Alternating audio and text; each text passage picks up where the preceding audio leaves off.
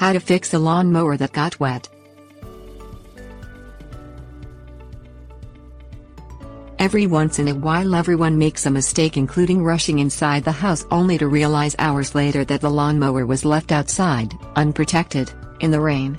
Troubleshooting a lawnmower that won't work because it got wet isn't as difficult as you might think. Things you will need: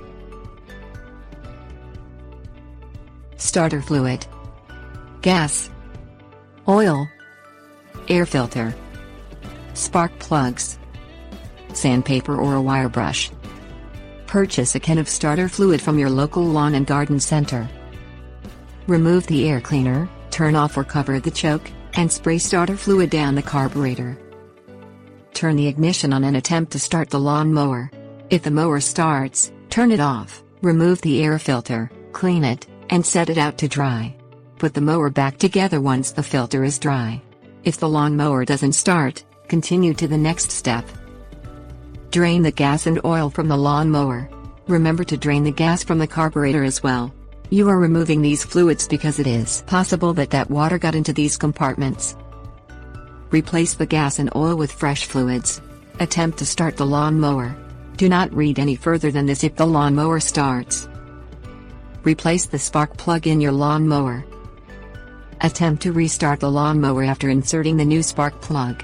Do not read any further if your lawn mower begins working properly again.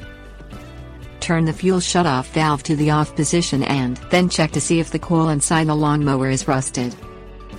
Remove the coil and clean it with sandpaper or a small wire brush. Clean the magnets on the flywheel inside the lawnmower, replace both the flywheel and coil, and tighten the coil to its original position.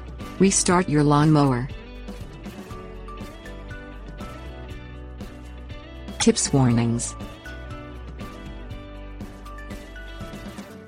Do not attempt to make any modifications to your lawnmower while it is running, even if it is not running properly.